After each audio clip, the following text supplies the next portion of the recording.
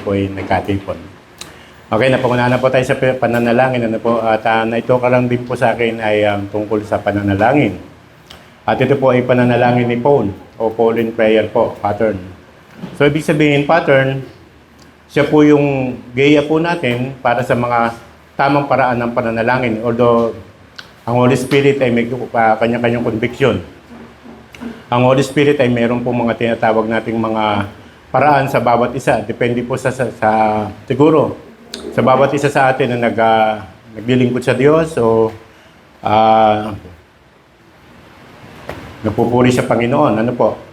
So, ito po yung paraan ng Espiritu, ayon sa kanyang minagaling, ay tayo po tinuturoan about sa prayer. Ano po? Okay, Pauline prayer po tayo. Ito po ay kinuha ko po kay Evangelist Rogie po ito. At pinakinggan ko po yung paraan po ng mga way ni Paul. So may kalaliman. At dapat lang po tayo lumalim sa prayer. Tama po ba? Mga nanay, tatay, mga kabataan, dapat po ba tayong lumalim din sa prayer? As of dun sa prayer, yung faith and prayer, kailangan lumalalim po ito sa Diyos araw-araw. Kasi po ito po yung mga vitals po o mga tools ng Diyos sa buhay po natin para maranasan pa rin po natin yung pagkilos ng Diyos, hindi lamang po dahil nanalangin tayo, kundi gusto ng Panginoon, lumalim tayo sa mga parting to, yung faith, prayer, ano po, at saka po yung pagpapakumbaba sa Diyos, yung pagiging humble sa Diyos, napaka-laking factors po niyan para po sa Panginoon, kung paano tayo ay nagpapakumbaba. Ano po, sige, dito na po tayo sa Pauline prayer. Samahan niyo po ako sa aklat po sa Biblia, sa pahina po ng Ephesians. Dito po tayo magtatalakay. Ako po hindi mangangaral, magsishare lang po ako about dito po sa prayer po. Okay, pakisamahan niyo po ako sa Ephesians chapter 1. At dito po yung ating tatalakayin.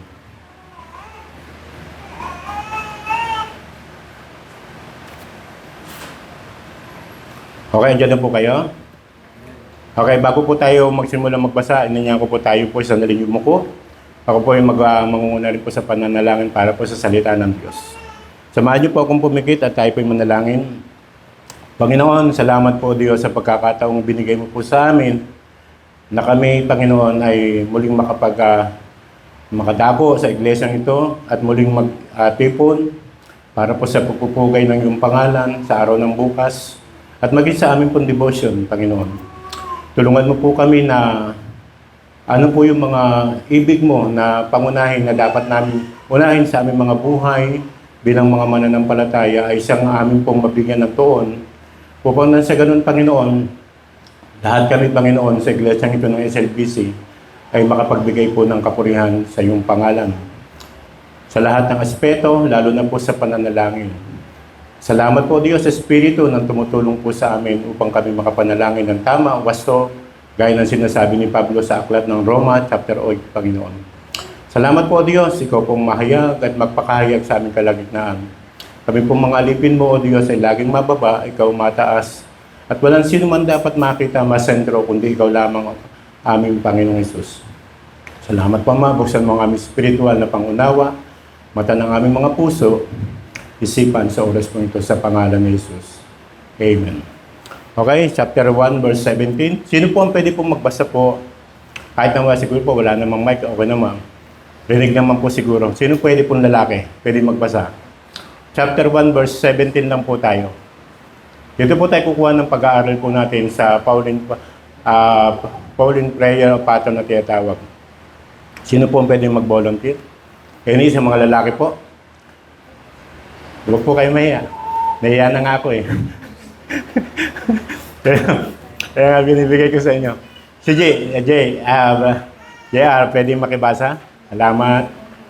Yun na, kahit na wala naman mic, maparirinig naman lahat yan. Ephesians 1:17, that the God of our Lord Jesus Christ, the Father of glory, may give unto you the spirit of wisdom and revelation in the knowledge of Him. Amen. So, salamat. Salamat, JR. So, narinig po, nabasa niyo din po ba? Nasabayan niyo? Nasabayan niyo po ba? Okay, salamat po. Ang sabi nga dito, ulitin ko lang po, para po sa ating kukuhanan po ng ating pong topic. That the God of our Lord Jesus Christ, the Father of glory, may give you unto you the spirit of wisdom and revelation in the knowledge of Him. Yan po ang sinabi dito. Ano po?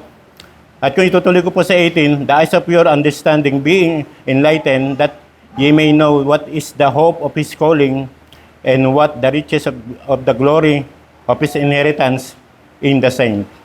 Pero gusto ko pong ipakita po sa inyo yung pinapakita po ni Evangelist Roger about dito po sa chapter 17, ano po. Yung sinasabi po rito na i-divide po niya to sa apat na parte ng katotohanan, yung 17. Ang sabi rito yung spirit of wisdom and revelation in the knowledge of Him. So pangalawa, yung pong sinasabi niya na dito, yung know what is hope of His calling, o yung ano yung ating pag-asa sa pagkakatawag, know the riches of glory of His inheritance in the saint. So yung kayamanan ng kanyang kalawalatian na kung saan ay binigay patuloy na sa atin ay nahahayag, exceeding greatness of His power. So makita po natin yung kadaklaan at kapangyarihan po ng Panginoon. Hindi naman po maliit sa atin po ang bagay na ito sapagkat napakalaking bagay po ang kapangyarihan ng Diyos sa ating buhay. Amen. Sa tuwing tayo po may mga problema at mga suliranin, nakikita po natin ang kilos ng Diyos. So dito tuloy na po tayo. So pamagatan po natin ito po, the significance of wisdom, revelation, revelation and knowledge po. So tatlo po yung ating tatalakayan po dito. Bagamat dito sa apat, kumuha lang po ako sa 17, yung the spirit of wisdom and revelation and the knowledge of Him. Yun po. Pero dito po, sinamahan po natin ng wisdom po yung yung talata pong ito kasi naroon naman din po sa ibang nandun din naman po sa talatang ito yung wisdom, revelation, and knowledge. Ano po? So bibigyan ko lang po yung tatlong bagay na ito, yung wisdom, knowledge, and then yung revelation. Dito po muna tayo sa wisdom. Sa wisdom po, dalawang uri ng wisdom naman po ang gusto pong may pakita po sa atin ni Santo Pablo. Una, yung wisdom na meron ka bilang tao na kung saan dito sa mundo, alam natin na dito sa mundo, yung wisdom ay pinaghihirapan to ng tao.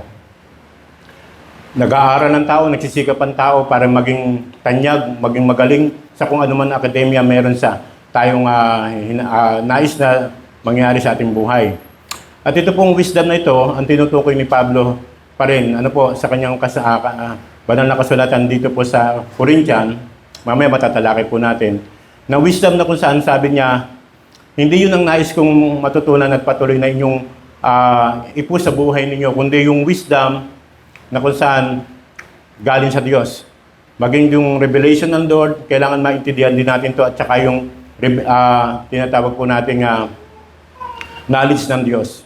Itong tatlong to napakahalaga, lalo na po ang wisdom. Kasi dito sa buhay po natin, marami po rito mga may degree. Pero ang sabi po ni Pablo, tungkol sa mga degree na ating pong siguro natapos na o yung iba, tinatahak pa yung degree na ito, hindi po yung wisdom na yan ang gusto ni Pablo na ating gamitin pagdating sa paglilingkod sa Diyos, lalo na sa ating pamumuhay bilang Kristiyano, kundi yung wisdom na nais ni Pablo na maintindihan natin ay yung wisdom na galing sa Diyos. Sa bagay, wala naman po dito nag-iisip na yung wisdom na ginagamit niya rito ay galing sa sekular na paraan.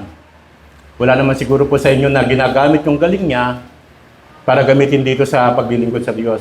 Malayo kasi mahirapan po tayong i-apply po yung wisdom na natutunan natin dahil kung tutusin ang itinuro sa atin doon sa paraan ng wisdom ng mundo, lalo na nung tayo nasa relihiyon pa na lumang pananampalataya, ay ganun lang. Kaya makita natin na layo, hindi na natin may apply yun. Kaya madali na sa atin na maintindihan kung ano yung tinutukoy ni Pablo rito. At ito yung ituturo po natin at maintindihan po natin sa pagpapatuloy po. Okay, tignan po natin sa 1 Corinthians chapter 2, verse 6 and 7. Madaliin po natin kasi tatlo lang po ito. Baka po, basyon po ako. Ilang minuto po tayo, Pastor? Sige po. Pwede na sa inyo na rin po manggaling ang pagbabasa po. About sa wisdom po ito, sa wisdom tayo, una sa wisdom and knowledge and revelation. So wisdom mo muna tayo, po. 1 Corinthians chapter 2, verse 6 and 7.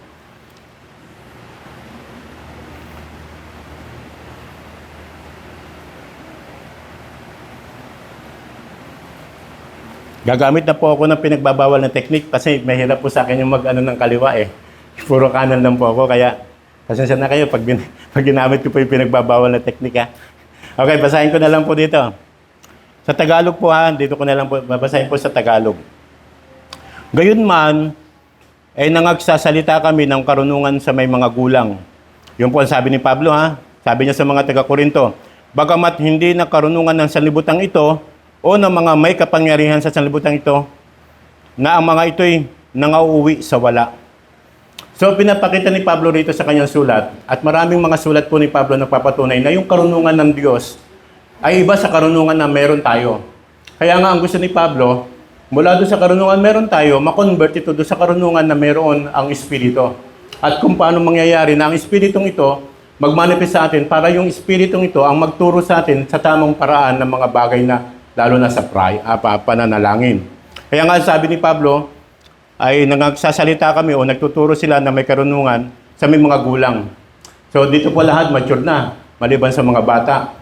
Lahat naman po siguro ng mga 12 pataas ay nakakaunawa na ng kalooban ng Panginoon.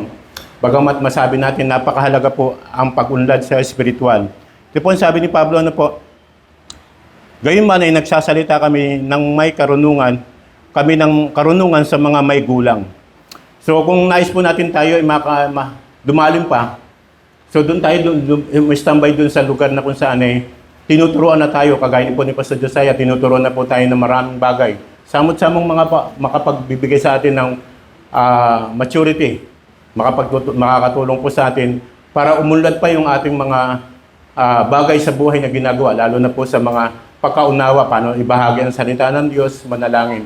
Simple na lamang po yung pananalangin, pero dapat po lumalim pa rin tayo sa pananalangin. Bukod pa sa pananampalataya na kailangan lumalim din tayo, of course, kailangan din sa prayer, dapat lumalalim tayo. Pwede po ba magtanong ako? Sino po dito yung nananalangin po 3 times a day? O yung without ceasing po, meron po ba? Yung maya-maya nananalangin sa isip, nananalangin sa mga bagay-bagay na pag naalala niya, pinagpag-pray niya. Congratulations po sa inyo, ano po? Kayo nga yung mature na Kristiyano na. Bakit po? Yan ang sabi ni Pablo eh. Kasi hindi na tayo kagaya ng mga sa old time sa Testament na sinasabi.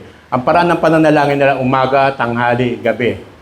Kagaya ba ni Daniel? Kagaya po ni Haring David. Nananalangin umaga, tanghali, gabi.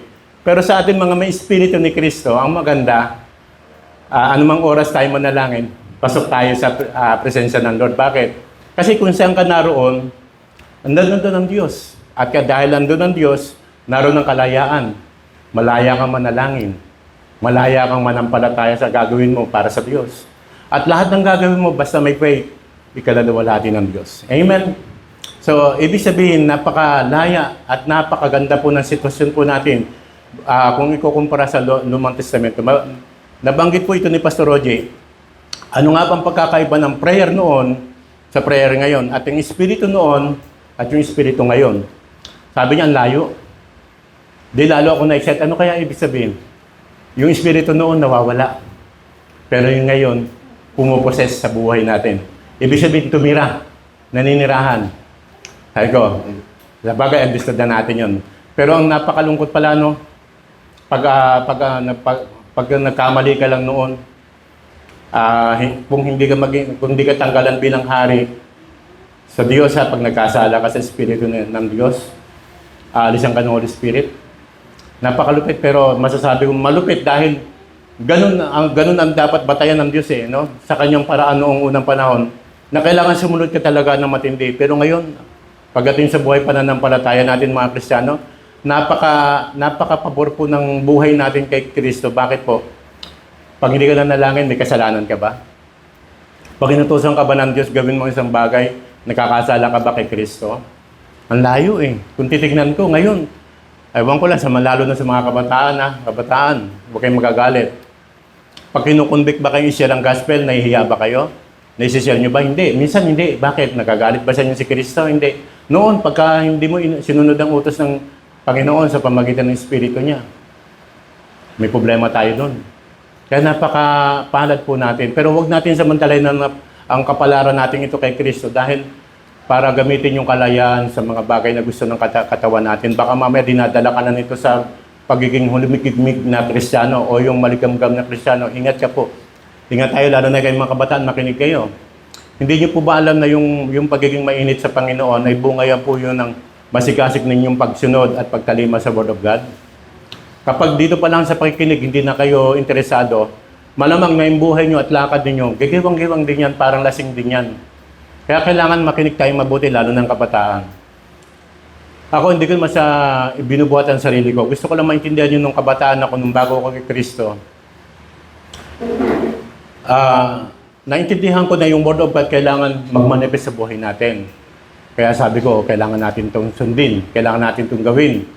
Kaya naman po talagang, hindi po ako na, umidad ako ng 3 to 10 years na po ako sa paglilingkod, ganun ako kasugid sa salita ng Lord. Ganun ako nakikinig.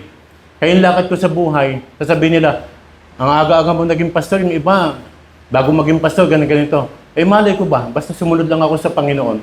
Kasi ang Word of God, ang una kong pinukusan yung Word of God eh. Paano sumunod dito? At lalo na nung manalangin, kung paano manalangin. Kaya yung buhay ko po, pinuno ko ng pananalangin. Nagkasama pa nga ang ayuno yun eh. 3 days, 4 days, 5 days, 6 days na walang kain, walang tubig, nananalangin. Bakit? Bakit sinasabi sa inyo to? Ganun ko minahal ang Word of God. Kaya naman yung paglago ko, hindi naman siguro, bagamat maaring mali ang doktrina, pero hindi ako pinabayaan ng Diyos dahil para naman sa Kanya rin naman yung ginagawa ko. Pero hindi ko sinabing iniligtas ako ni Kristo dahil mabuti akong tao nung ginagawa ko yun. Hindi po. Dahil talagang may habag ang Diyos sa buhay po natin. Yun po nakita ko. Hindi po dahil mabait ako. Hindi dahil masunurin ako. Kundi dahil talagang may habag si Kristo sa buhay ko po. Dumating po yung punto na yun. Nakita nyo naman po, di ba? Ang testimony ko sa inyo. Siguro kung hindi nga po yun nangyari, hindi ko po maintindihan ang kalooban ni Kristo sa buhay ko. Akala ko yun ang tama eh. Pero balik tayo sa prayer. Kailangan po natin lumalim sa prayer, lumalim sa pananampalataya. Yan po pinaka-importante sa buhay po natin mga Kristiyano. Kasi pag ang paglago mo kay Kristo ay parang hindi ganoon kasiksik baga kung masustansyang buhay spiritual mo at malamyang buhay meron ka. Parang kumbaga sa tinapay, hindi ka siksik sa harina o sa taba ng harina sa tinapay. Puro ka lang hangin.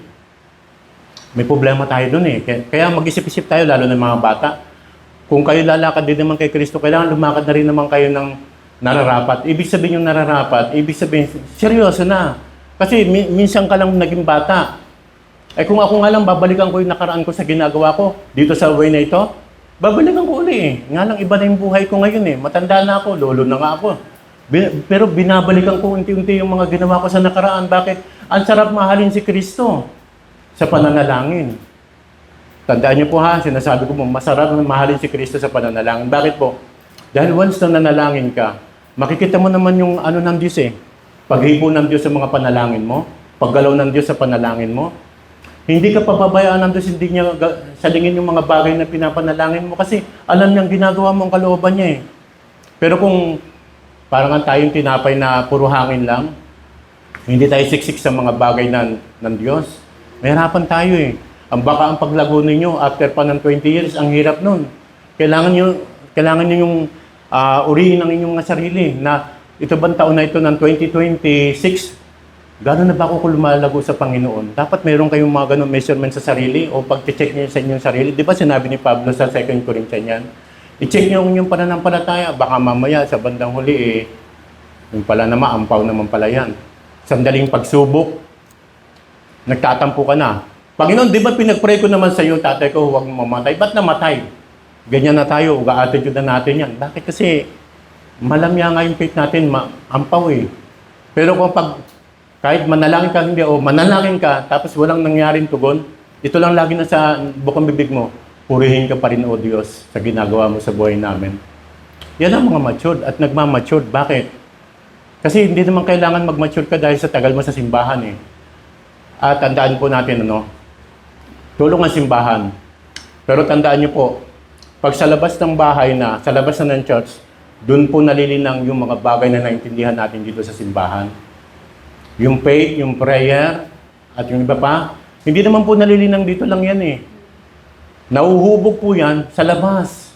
Sa eskwelahan, sa trabaho, sa bahay, pagkasama mo mga kaibigan, pamilya mo. Okay, tuloy lang po tayo. Okay, sabi doon sa 2 Corinthians, yan po ang sinasabi ni Pablo. Kailangan mag-mature tayo. Para yung mga bagay na binabato rito ng Panginoon, madaling makatch up ng iba. Ay, bakit yung iba hindi nakakatch up? Kasi hindi ka nila maabot eh. Kaya minsan iisip ko noon, pag nagtuturo ang isang pastor, ang hirap pala, pag ang tubo ng damo, hindi pantay-pantay, ang hirap ikat, ang hirap gapasin. Kahit sa palay, kapag kayo mag-aani, kapag hindi pantay-pantay ang tubo ng mga palay, mahirapan kang anihin ito ng sabay-sabay. Ganon din naman sa buhay espiritual. Minsan kapag nagtuturo ang pastor at lahat malago, lahat may amen eh. Amen, amen po, amen po. Pero kapag mapansin mo yung iba, amen lang yung iba walang amen. Ibig sabihin, kinakapapa niya, iniintindi pa niya. Pero doon sa mga malalago, ang bilis maintindihan yung sinasabi ng pastor. Bakit? Kasi yung kanyang buhay espiritual, hindi man siya pastor, pero yung tinuturo ng pastor niya, ina-absorb niya, at nilalakaran niya, ito yung maganda sa buhay ng mga Kristiyano eh. Yung prayer mo ang magpapalago sa'yo. Yung pagsunod mo sa kalooban ng Diyos ang magpapalago sa'yo. Hindi po yung pakikinig. Alam naman natin ang pakikinig eh. Minsan labas sa kabila. Minsan stuck lang sa utak, stuck lang sa puso, pero hindi nakikita sa gawa. Tuloy po tayo. First, sa Colossians 1:25, chapter 1, verse 25 to 28.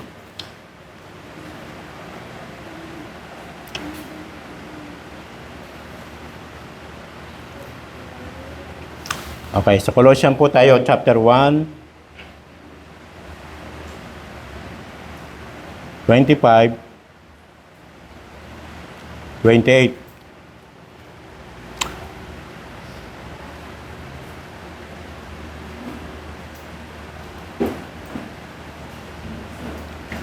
Sabi po rito, whereof I am made a minister according to the dispensation of God, which is given to me for you to fulfill the word of God. Sa Tagalog, na ako'y ginawang ministro nito ayon sa pamamahala na mula sa Diyos na ibinibigay sa akin para sa inyo upang maihayag ang salita ng Diyos. Sabi dito sa 26, even the mystery which hath been hid from the ages and from the generation, but now is made manifest to His saints. Okay, bigyan ko po lang ng konting emphasis po ito. Sabi niya dito, but now is made manifest to His saints. Bakit? Paano nag-manifest po yung wisdom na meron si Pablo? Kasi ito po yung isinare niya sa mga tao, lalo na po dito sa mga taga-Colossian. Nung maintindihan po ng mga taga-Colossian, kasama na po yung knowledge ng Lord doon, naintindihan nila yung wisdom na ito, na ibinahagi ni Pablo sa kanila. Kaya naman, ito po yung sinasabi ni Pablo sa kanila. Ano po? Pinapakita nito na kahit tayo ngayon sa panahong ito, ay kasamang sinasabihan ito sa talatang ito. But now is made manifest to His saint. Ang sabi rito, at ngayon ipinahayag sa kanyang mga banal. Ito'y patuloy natin nararanasan, ito'y patuloy natin naririnig, lalo na sa mga pagtuturo po ng ating mga tagapagturo, lalo na po si Pastor Josiah. Huwag niyo po sasayangin ang mga bagay nito sapagkat ipinapahayag po niya yung malalalim na panukala na hindi naintindihan nung una, lalo na nung Old Testament, at maging nung pagpasok ng biyaya na nadala ni Pablo, marami pa rin Kristiyano ang hindi nakaintindi nito na ngayon ay lubusan na natin naintindihan sa kapanahunan natin. Pero nung kapanahunan ni Pablo, habang pinapangaral niya, rightly dividing ba tawag doon? Hindi. Hindi nila alam. Pero at least naintindihan nila ang truth na ito. Bagamat wala pang mga salitang mga RD na yan, sa atin na lang kapanahunan. Pero sa atin na nag-compress ang lahat ng knowledge na ito, para na sa ganun, wala nang mahirap para sa atin na hindi maintindihan sa mga revelasyon ng Diyos. So ito po yung dapat natin maintindihan. Kaya mga kabataan tayong lahat po, walang bata lang, walang kagaya namin, kundi lahat po tayo, kailangan maabot natin yung pinaabot ni Kristo, yung paglago ng katawan niya dito sa lupa, na pagdating ng tamang panahon, tayo naman po ay kanyang pararangalan. Bakit po? Ginawa natin yung part natin eh. Ginawa natin yung ating mga tungkulin. Nagtyaga tayo, pinagsikapan natin ma-manifest yung salita niya habang tayo narito sa lupa. Hindi dito magmamanifest sa atin habang nandun na tayo sa langit eh. Dito pa lang sa lupa, kailangan maintindihan natin kung paano mag-manifest yung salita ni Kristo sa ating buhay. At lalo na tayo lumalim pa sa mga paraan, lalo na ang pananalangin. Ano po? Okay, baba po ako. Balik ko lang po ako doon sa 1 Corinthians chapter 1 verse... basahin ko pa po yung last 27 to 28. To whom God would make known what is the riches of glory of the glory of this mystery among the Gentiles, which is Christ in you, the hope of glory. 28.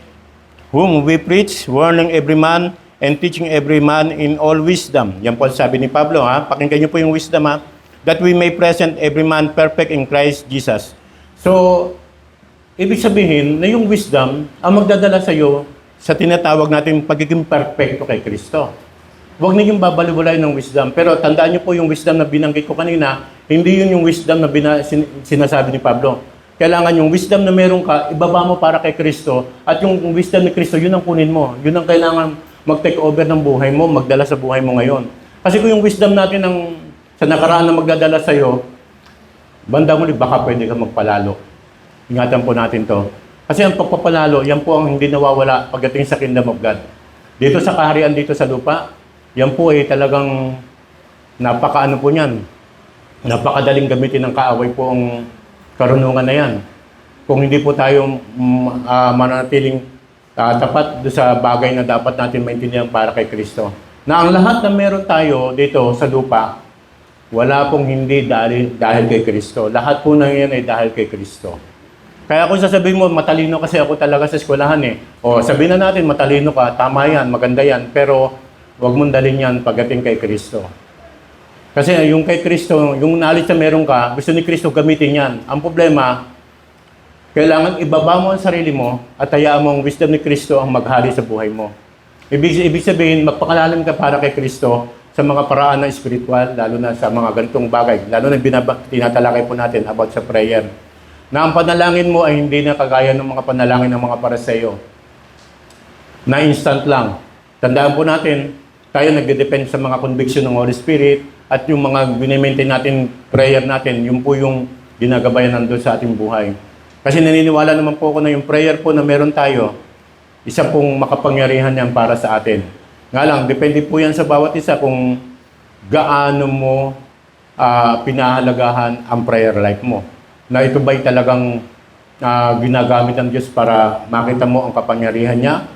Or what? Ano ba? Nagpipray ka lang dahil ritual mo lang? O talagang nakagisnan mo lang? O dahil naituro lang sa'yo? Dapat alam mo ang dahilan kung bakit ka nananalangin. Amen? Dapat po alam natin bakit tayo nananalangin, Kaya nga sabi ni Pablo, winawarningan tayo tungkol sa wisdom na ito, na kailangan talagang ito ay nasa saklawan ni Kristo na yung meron kung anong meron tayo. Pero ang gusto ni Pablo, na tinuturuan niya tayo ng buong karunungan para alam natin kung ano yung maging output nito sa buhay natin.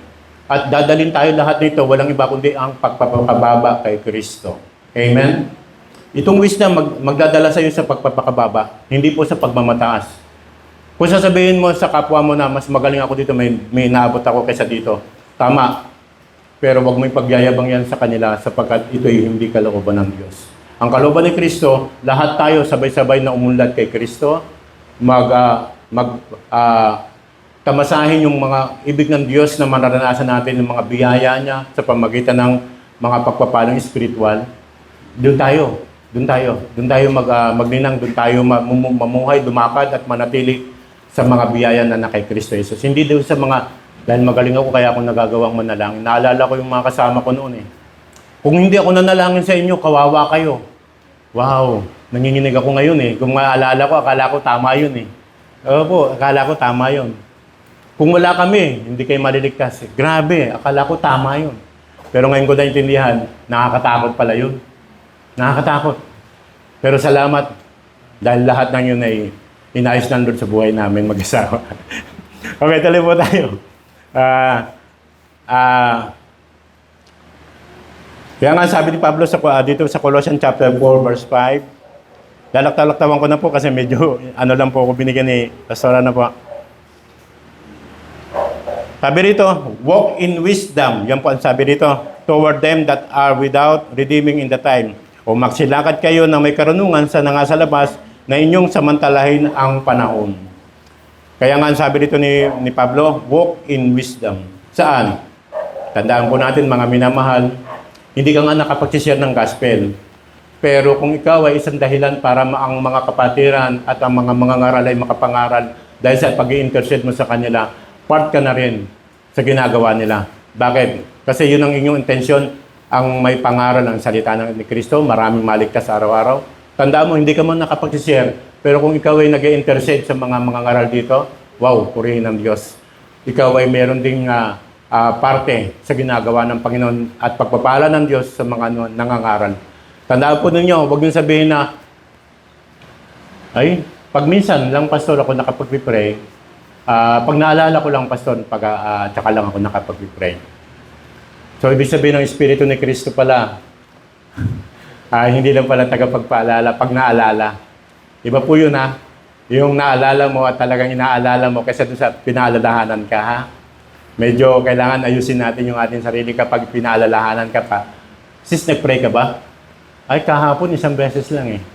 Nalilimutan ko kasi. Kapatid, may problema tayo ha, pagka ganun ang attitude natin. Kailangan ang buhay mo, gaya din ng breath of life na sinasabi na binihininga sa iyo. Ang Espiritu ni Kristo, nung inihinga sa iyo, nung ikaw ay mag-believe sa Word of God, naniniwala ako na kasama ng Espiritu doon na hindi pwedeng sabihin mo na, ay, nalimutan ko mag-pray. Tandaan mo kapatid, kung iniligtas ka ng Espiritu, tungkulin ng Espiritu, turuan tayo manalangin at lagi tayo manalangin, ha? Hindi yung nakagawian mo na pag naalala ko, pag-pray ko, parang mahina ang Espiritu ni Kristo dyan, ha? Pagka ganyan. May problema po tayo, ha? Kailangan ayusin po natin ang ating mga pananalangin. Okay, doon na po tayo sa knowledge po naman. Okay. Romans chapter... doon pa rin nasa. Sige po, tignan po natin yung knowledge naman. Sa Diyos naman ito galing, ha? Romans chapter 11:33.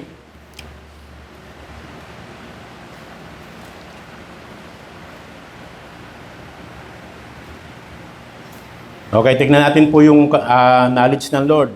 Tignan natin na dadaanan po natin yan sa pagkakataon to.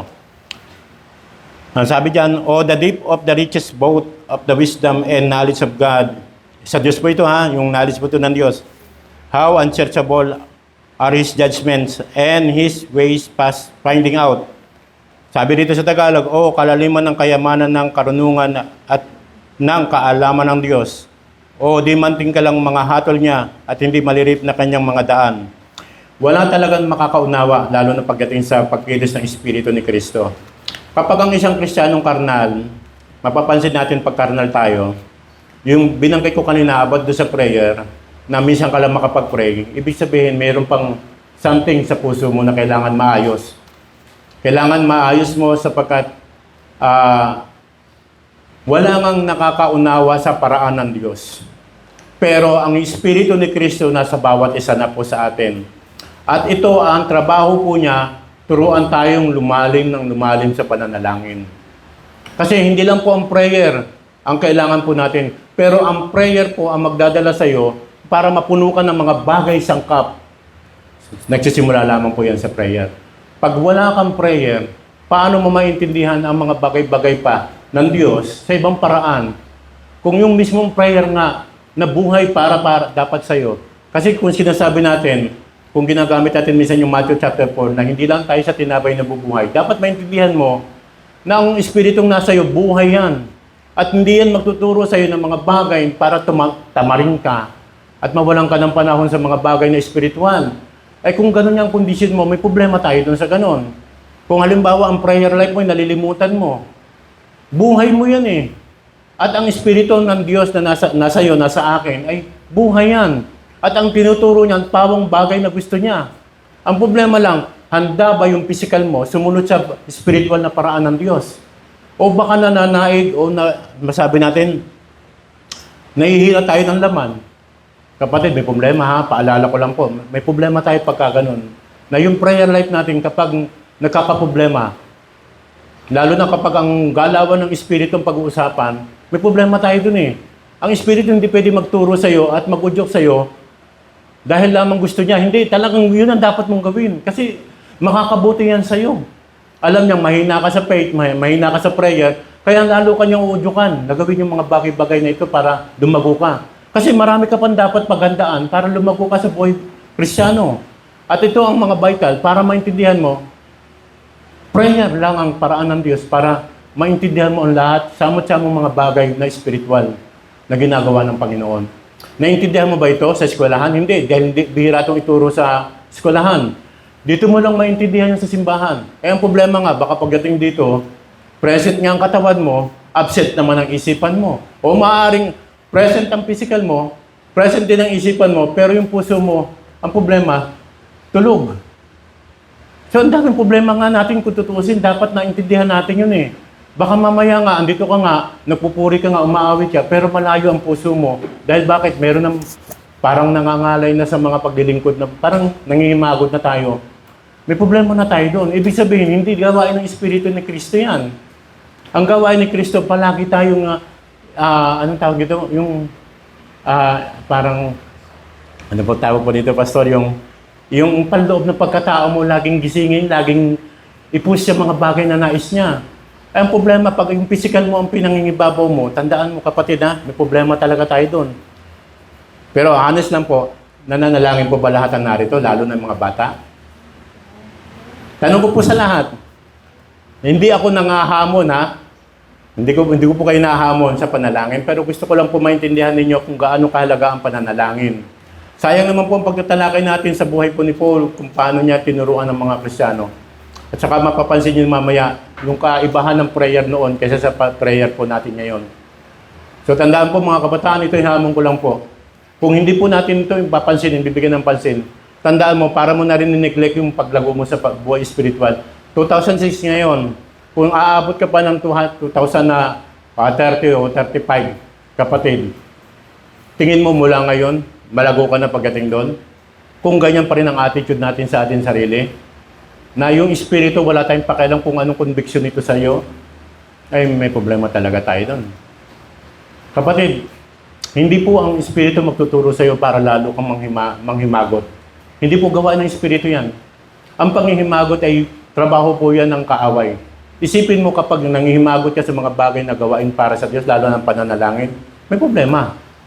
Ibig sabihin, pagka ang prayer mo ay dati, sunod-sunod, panay-panay, ngayon medyo madalang na, check mo yung faith mo, baka may problema na tayo. Baka may something na baka na sin dito sa puso mo na maaaring yun ang dahilan kung bakit na nakakaroon ka ng mga panghihimagod na. Kasi sabihin ko nga po sa inyo, parang blackboard. Pansin niyo, napapansin niyo yung puti? Hindi. Di ba na madalas yung makita yung itim-itim? Ganyan din po ang buhay natin. Ang madalas makita natin, yung batik, yung mga problema ng puti. Pero tandaan mo, puti ka na. May Holy Spirit ka na. Baka nakikita mo sa sarili mo, yung batik. Hindi na yung galawan ng Espiritu. Paalala ko lang po, bilang nagmamahal po, bilang kamanggagawa ninyo kay Kristo. Okay, tuloy po tayo. So, dito tayo sa wisdom. Nakita natin yung lirip na walang makakaunawa talaga sa paraan ng Diyos. Maunawaan mo lang ito kapag sinusunod mo ang Espiritu ni Kristo. Amen. Kasi pag hindi mo sinunod ang Espiritu ni Kristo, hindi mo maintindihan talaga ang mga malalim na panukala ng Diyos. Pero salamat dahil alam ko mabuti ang Diyos sa mga taga-SNPC po. Amen. Amen. Huwag tayong mahiyang mag-amen. Ginagawa na nga ng Panginoon yan. Tama ba tayo mag-amen? Okay. Dito po tayo. Ang wisdom at ang knowledge po, ito po ay, sabi nga ni Santiago, hinihingi din sa Diyos kung kulang tayo. Lalo na po sa sinasabi, hindi ako marunong mag-share ng gospel. Sino pa marunong sa atin dito? Ba't ako natuto, Pastor? Ako, bilang si Pastor, ba't natuto? Nag-aaral lang din naman ako. Lahat nagsisimula sa pag-aaral para magawa natin ng mga bagay na kalooban ng Diyos. Especially yung prayer natin, topic po ngayon. Okay, lalo na ang pangangaral pa ng salita ng Diyos, lalo na tayo maraming problema pagka tinalakay po natin. Pero dito pa lang tayo sa prayer na po. So yun yung lalim ng knowledge ng Lord po. Okay. Pansinin niyo po yung bati niya sa mga taga-Ephesians chapter 1:17 at saka Philippians 1:9-10 at saka yung Colossians chapter 1:9-10 pa rin. Iisa lang po ang panalangin ni Pablo. Ano ang panalangin niya? Tingnan po natin doon sa Philippians chapter 1 verse 9. Tignan po niyo yung panalangin pa rin ni Paul. Same po sa panalangin niya sa mga taga-Ephesians. Yan po ang mapapansin po natin sa talatang ito. Okay, Philippians chapter 1 verse 9.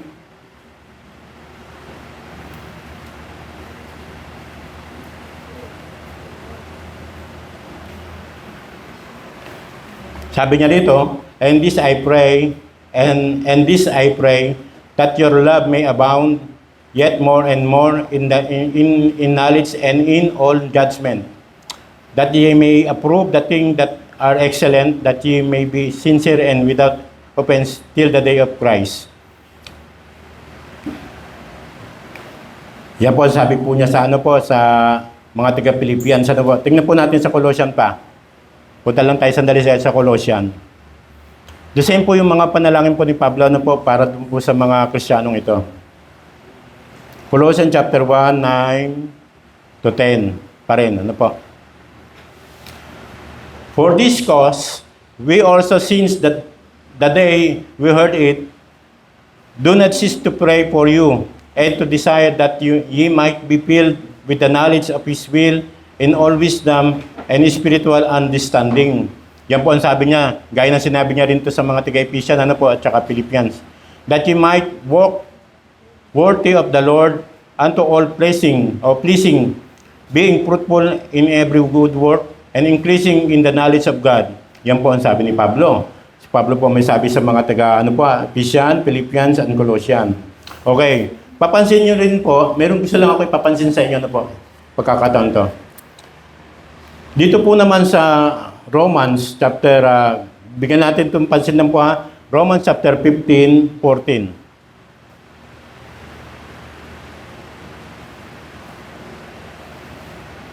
Sabi ni Pablo sa mga Roman Christian and I myself also I am persuaded of you, my brethren, that ye also are full of goodness, filled with all knowledge, able also to admonish one another. Tignan niyo po, anong pagkakaiba ng sinulat ni Pablo sa mga sa tatlong iglesia na kanyang pinaglilingkuran, Ephesians, Philippians, Colossians, at saka sa Romans. Ang layo, di po ba?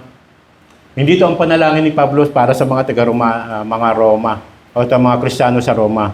Kasi ang sabi ni Pablo dito sa mga Kristiyano sa Roma, at ako naman sa aking sarili ay naniniwalang lubos tungkol sa inyong mga kapatid ko, na kayo naman ay mga puspos ng kabutihan, pinuspos ng lahat ng kaalaman, na anupat makapagpapaalala naman kayo sa isa't isa. So, ibig sabihin, kampante si Pablo. Bakit? Meron na sila nito. Meron na sila nito at ginagawa na nila. At ang panalangin nilang ni Pablo, ituloy-tuloy ang mabuting gawain ito na kanilang ginagawi sa mga kapwa Kristiyano. Unlike dito sa tatlong iglesia, mapapansin din nga natin po, hindi po magkaiba ang pagmamahal ni Pablo sa mga church na ito, lalo na sa Roma. Hindi po, isa lamang po.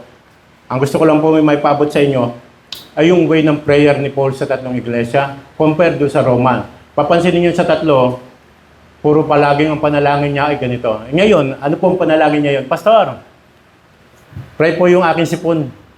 Di ba? Pansin niyo, kakaibahan ngayon. Pastor, may lagnat po ako, may cancer po si kapitbahay. Pag-pray po natin. Di ba? Pansin niyo? Pero yung mga panalangin ni Paul, wala sa ganun eh. Yun din ang nagbukas sa aking isipan sa pagtuturo po ni Evangelist Roger eh. Kung ano, ang layo ng prayer namin. Pero hindi ko sinasabing bawal maghumingi ng request prayer, Masarap po ang manalangin, lalo na po may burden ng bawat isa. Dapat lang, kasi yun din naman ang gusto ng Panginoon, magpasanan tayo.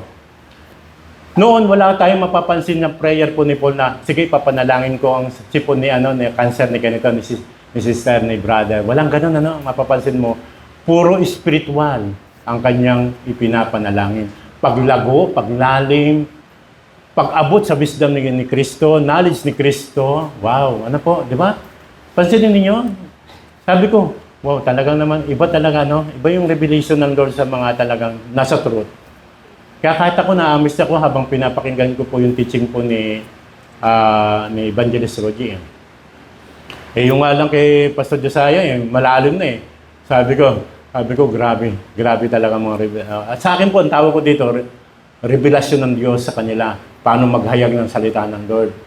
Kaya po, napakalalim eh. Kung tutusin, kung yung dating panahon na ganun ako, Hindi ko ba dalhin dito at hindi ko ba i-apply yung mga bagay na dapat nating maintindihan sa kalooban ni Kristo? Tandaan niyo po mga minamahal, labis po ang pagmamahal ni Kristo sa atin, ha? Labis po ang gusto ni Kristo lumago tayo. Labis po ang gusto ni Kristo tayo ay tumatag, tumibay sa pananampalataya at pananalangin. Lahat po ng aspetong ito, gusto ni Kristo, lahat ay malago. Kasi bakit po? Tignan niyo po yung Ephesians chapter 4. Basahin niyo po natin 4:13 kung di po ako nagkakamali. Ephesians chapter 4 verse 13. Kung di po ako nagkamali. Kasi ano ko lang po dito sa ating talata.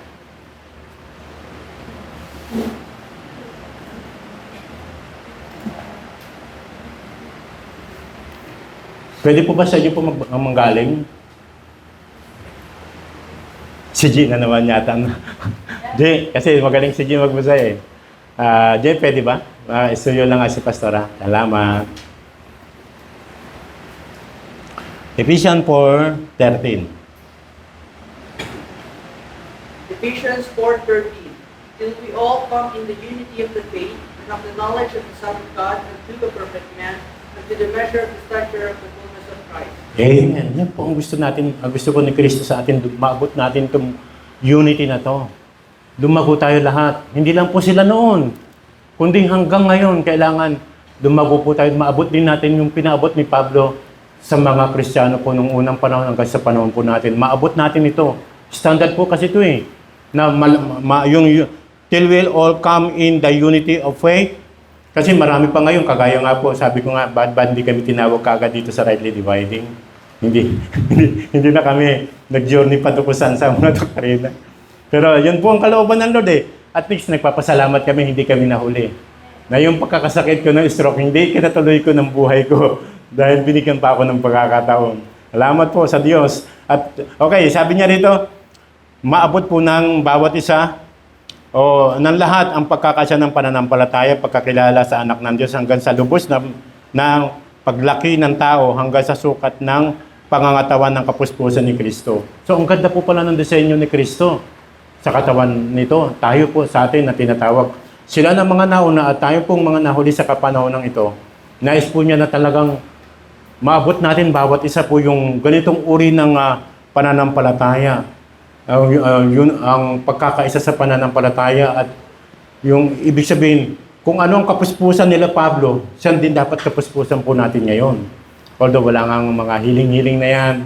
Kasi nasa atin na po talaga ang tunay na healing eh. Naninirahan na po sa atin eh. Kaya salamat sa Diyos po. Okay, tuloy po tayo. Dito na po tayo sa ano po. So sa knowledge po yan ha. Dito na po tayo sa Revelation naman po. Okay. Basahin po muna natin Revelation chapter 1:1. Di ba? Baka po kayo magpasa ng husto.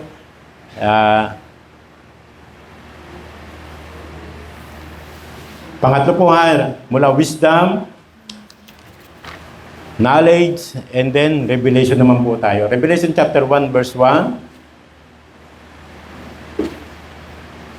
Ang sabi dito, the revelation of Jesus Christ, which God gave unto Him to show unto His servant things which must shortly come to pass. And He sent and signified it by His angel unto His servant John. Yan po ang sinasabi dito sa Tagalog. Ang apokalipsis ni Yesu Kristo na binigay ng Diyos sa Kanya upang ipahayag sa Kanyang mga alipin sa makatuwid ay ang mga bagay na nararapat mangyaring madali at ang Kanyang ipinadala at ipinaalam sa pamamagitan ng Kanyang anghel sa Kanyang alipin na si Juan.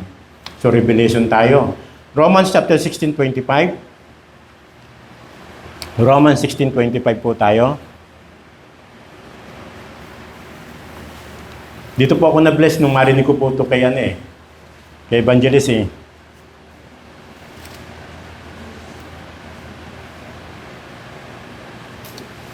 Sabi po rito, now to him that is of power to establish you according to my gospel and the preaching of Jesus Christ according to the revelation of the mystery which was kept secret since the world began. Grabe kalalim po nito. Pero hindi ko ma-emphasize to, naipipreach na po sa atin ito Pastor Josiah, yung tungkol po sa mystery na ito na dala po ni Pablo. Ano po? At naintindihan naman po natin, kaya ko rin naintindihan, kaya nga narito po ako at nagpapatuloy sa biyayang ito. Kasi naintindihan ko nga po yung mystery ito, na dito nga po ay unti-unti pinapaunawa ng Panginoon, yung mystery ito. Ngayon, sabi ko nga, ang layo-layo ko pala, ang layo-layo ko. Kaya nga si Pablo, kahit man siya, siguro po, naamay sa ginagawa ni Kristo sa buhay niya. Bakit? Siya po pa, siya ang pinakamalupit, siya ang manguusig ng simbahan, pinagmayabang na siya ay Hebreo at sa lahi pa ni Benjamin. Yan ang pinakilala niya sa sarili niya. Pero ang napakaganda doon, sa bandang huli, doon sa Philippians chapter 3, nakita po natin, ang lahat na meron ako, inari kong kalugihan. Makamtang ko lang yung revelation ni Kristo, yung mga wisdom ni Kristo, yung knowledge ni Kristo. Makuha ko lang, maintindihan ko lang yun. Sapat na. Kahit na lahat na meron ako, mawala na, maabulis ko na. Bakit? Grabe pinagpalit ni Paul. Tayo, may pinagpalit ba tayo? Makuha lang natin ang mga bagay na meron si Kristo? Hirap Minsan pagka pride, o kaya pera, o kaya kung ano man meron tayong pinagyayabang minsan sa buhay. Kapatid, huwag kong panghinayangan yan. Sabi ni Pablo sa unang talatang binagkas natin, mga bagay na nawawala. Yan po yung binanggit ni Pablo kanina, yung mga bagay na nawawala. Huwag natin ito ipangahas o ipangandili sa ating sarili. Kundi yung mga bagay na mananatili sa iyo hanggang sa kalangitan. Mula rito sa lupa hanggang sa kalangitan. So makita natin grabe yung revelation ng Diyos sa Kanya. At ang mga revelasyon ito, sabi, mula nung itatag ang sanlibutan, sa Kanya lamang ipinahayag ang mga bagay na ito. Grabe. Kahit ako, sabi ko, paano ko ba maintindihan ang mga bagay-bagay na yun? Kahit ako, nangangapa po ako, pero naipipress na nga po ito ni Pastor Josiah, kaya alam po naman po naintindihan ninyo ibig sabihin dito. Nang lumalim pa tayo sa mga bagay na naintindihan ni Pablo kay Kristo, at dito tayo hindi naman sinasabing, anong tawag dito, follower tayo ni Paul, kundi yung mga bagay lang na itinuro ni Paul tungkol sa pinatuturo sa kanya ni Kristo, yun lang po ang susundin natin. Hindi po tayo Pauline na tinatawag ko mga deboto para kay Paul, hindi po. Yung itinuro lang ni Kristo, yung mystery na ito, yun lang po yung ating yayakapin dito, susundin at iingatan sa ating pananampalatayang ito. No po? Okay, Galatians chapter 1 verse 12. Hirap po kasi mag-emphasize po. Grabe kalalim po nito. Galatians chapter 1 verse 12.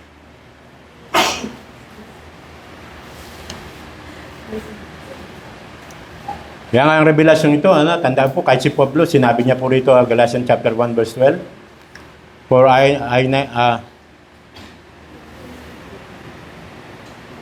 neither deceive it of man, neither was I taught it, but by the revelation of Jesus Christ. Yan po ang sabi, sapagkat hindi ko tinanggap ito sa tao, ni tinuro man sa akin, kundi akin tinanggap sa pamamagitan ng pahayag ni Kristo. May sasabihin po ako tungkol po dito kung bakit nga po ako noon, nasabi ko po kay Pastor Josiah, nagtatanong na ako about sa mystery. Ano ba itong mystery na ito? Inaral ko lahat ng mystery, hindi ko maintindihan yung dulo. Nung dumako na doon sa punto na kahit na yung sinasabi ni Pablo na since pa nung niya itago, na ilihim ito, lalo na yung mga lihim-lihim na yan, lalo hindi ko naintindihan. Kaya sabi ko, Lord, meron pa dapat talaga kami maintindihan Meron pa dapat kami maunawaan sa mystery ito.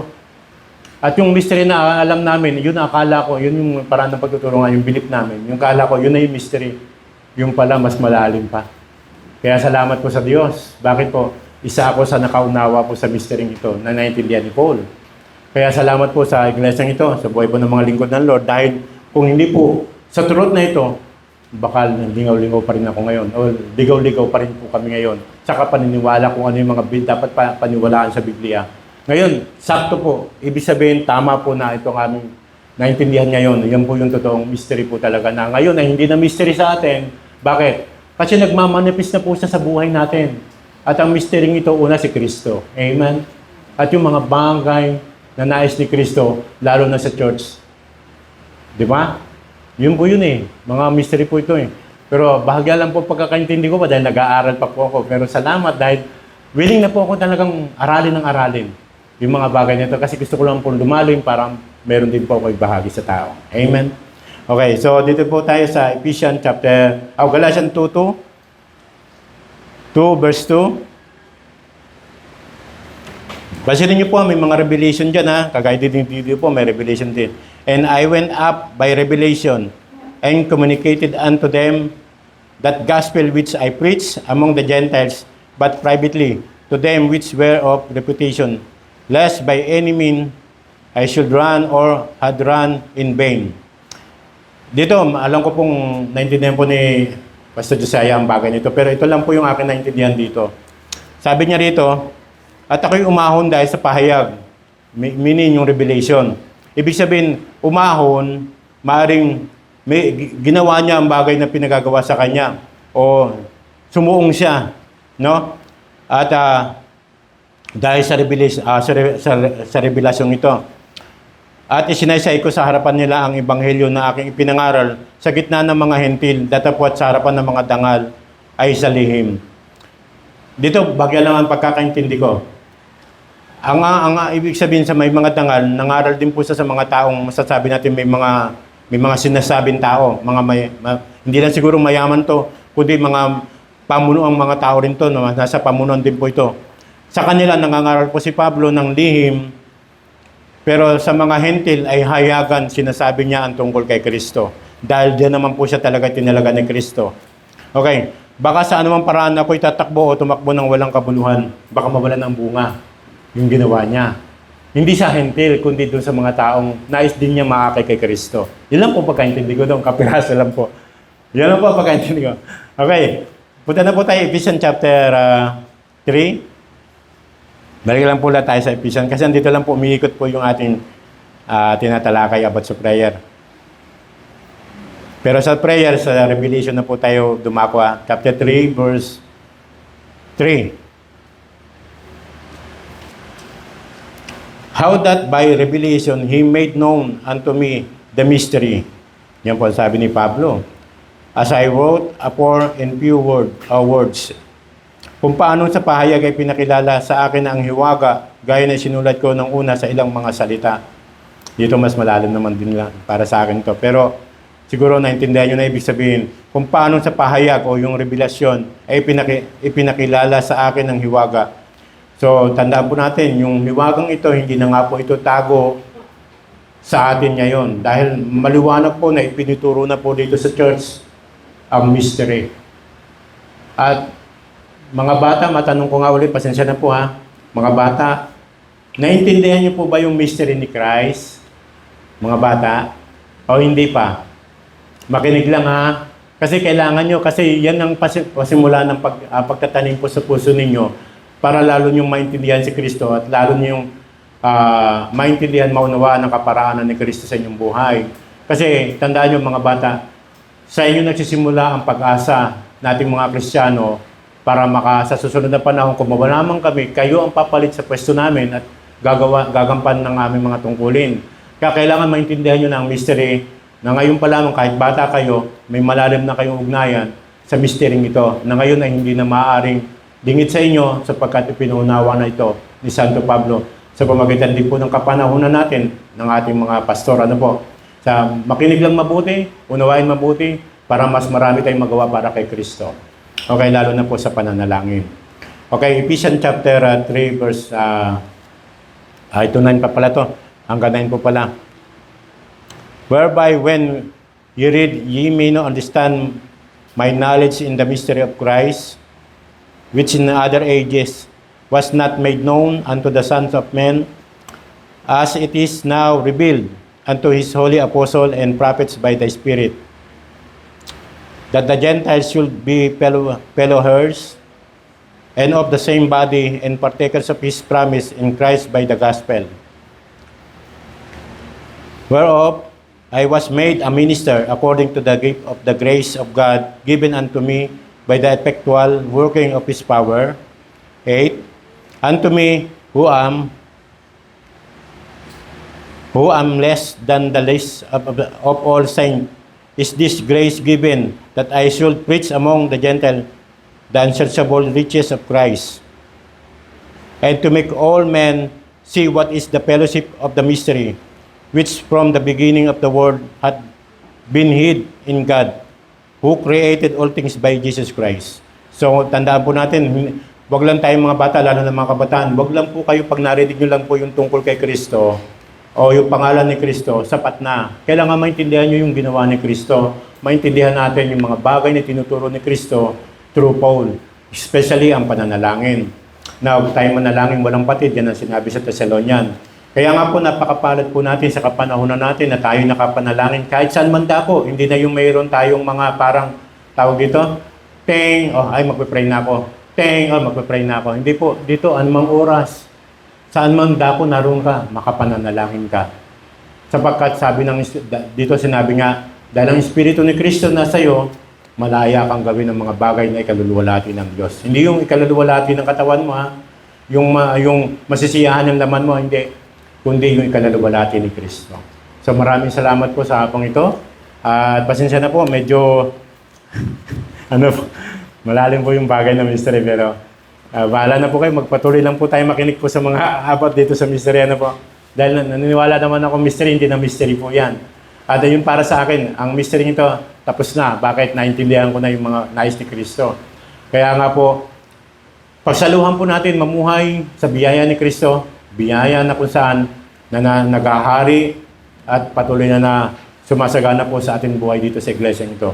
At ano man ang mga bagay na kung saan dapat natin maintindihan, lalo especially ang prayer, tandaan mo, huwag mo maliitin ang prayer na meron ka sapagkat yan ang nagdadala sa iyo sa spiritual na paglago mo rin.